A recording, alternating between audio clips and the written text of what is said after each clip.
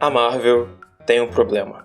Wakanda Forever finalizou a fase 4 do MCU recentemente, e apesar de ter sido um filme que eu gostei bastante, pra mim ele escancarou um problema que permeia as produções da Marvel Studios durante muito tempo.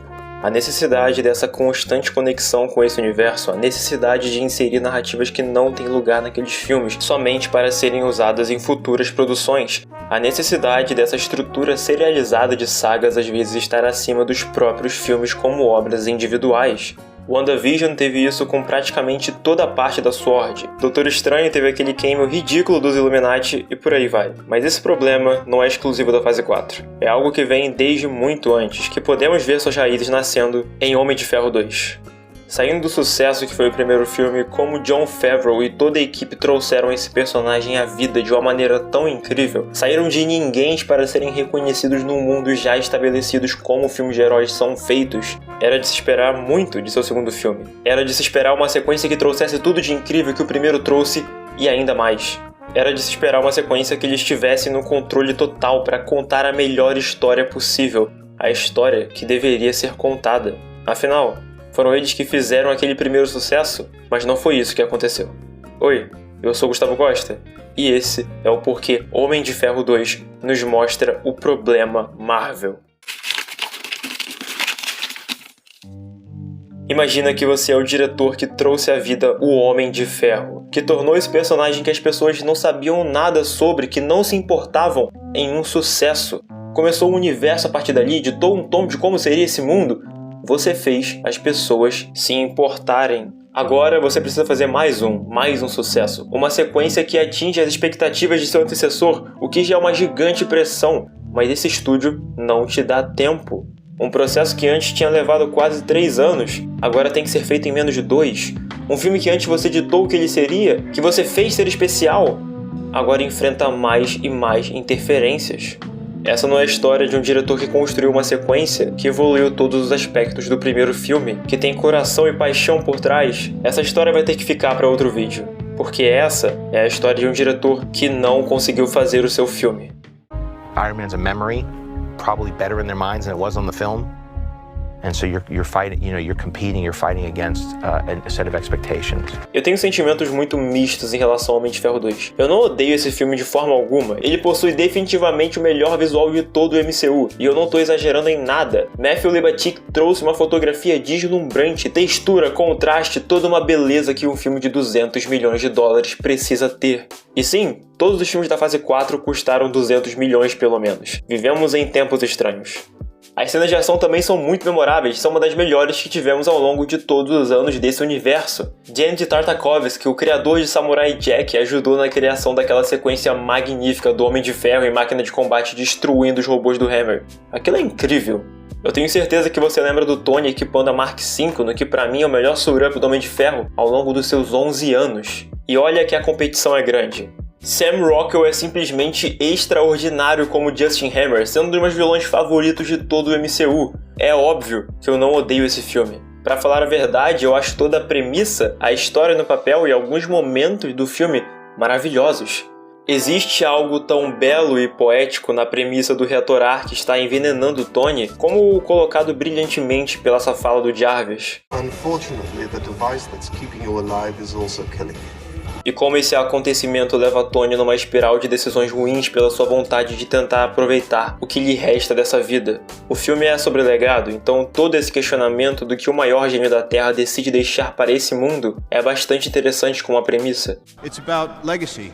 O quanto ele regride do filme anterior para esse, do homem que só buscava reescrever sua história, tentar impedir que seu nome fosse usado para mais e mais mortes, para o maior egocêntrico possível. Como sua festa é o fundo do poço que ele já atingiu, literalmente no meio do filme, o ponto em que ele perde tudo de real valor para ele, quando mais uma vez ele vê no espelho o que realmente se tornou.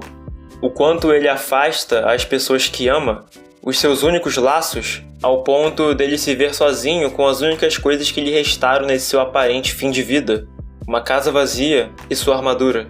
Para curar o seu coração, eliminar o veneno, ele precisa reabrir suas feridas, encarar seu pai, alguém que ele teve sérios problemas, percebeu o quanto ele herdou não só o melhor dele, mas também o pior. Perceber que mesmo com nossas falhas, isso não impede de nós nos importarmos.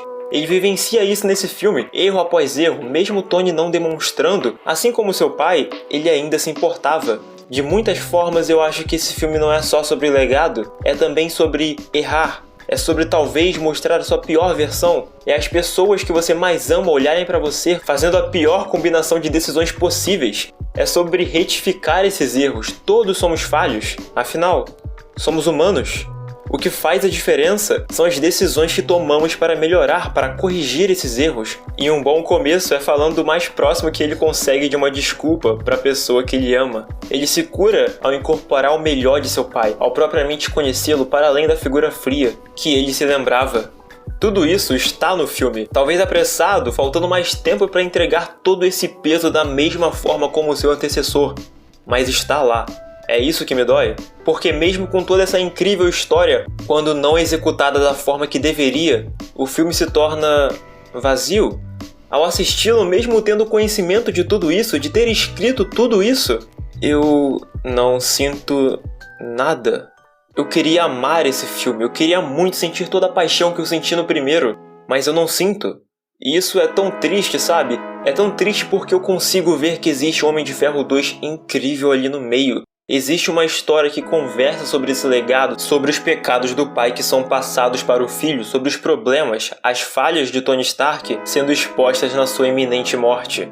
Existe uma versão de Whiplash, Ivan Vanko, que é um vilão excelente, um espelho sombrio de Tony Stark, mais alguém que é movido pelos pecados do pai, uma vítima das atitudes de Howard, do legado Stark que é colocado em xeque nessa história. Não só um vilão russo genérico sem profundidade, o que ele infelizmente se tornou.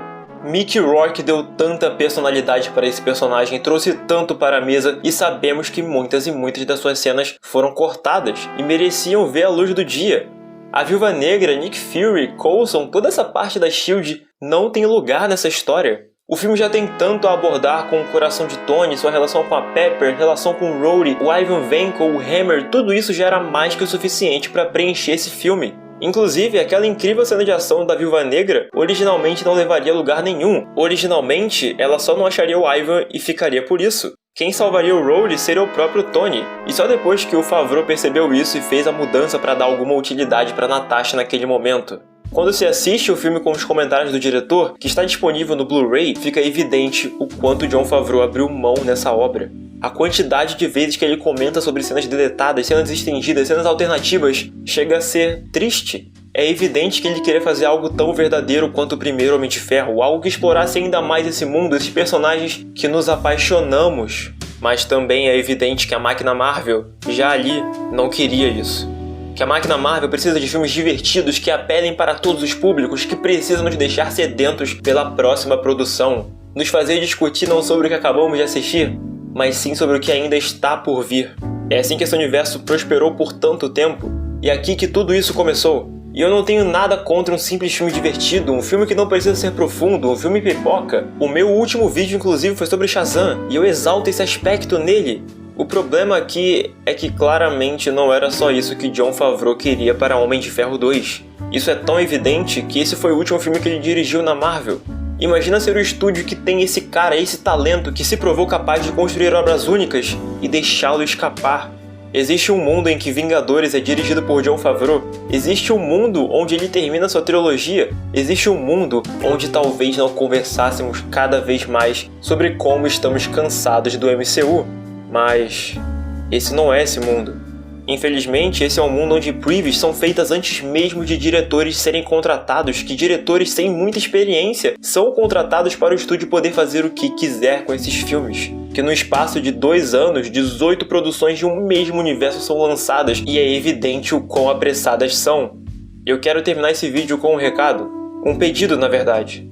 Querida Marvel, deixe seus filmes serem filmes, seus criadores contarem a história deles no tempo necessário. Eu quero mais Guardiões da Galáxia, mais Homem de Ferro. Eu quero amar cada nova produção e estar empolgado para a próxima. Não pelo que ela pode trazer ao universo, mas sim pelo que ela pode me fazer sentir.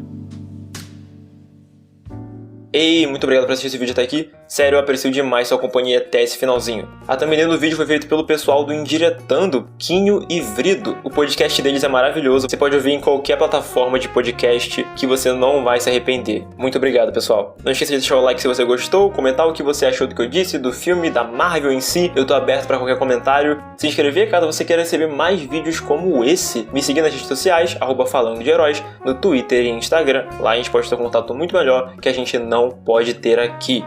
No mais é isso, um beijo e tchau!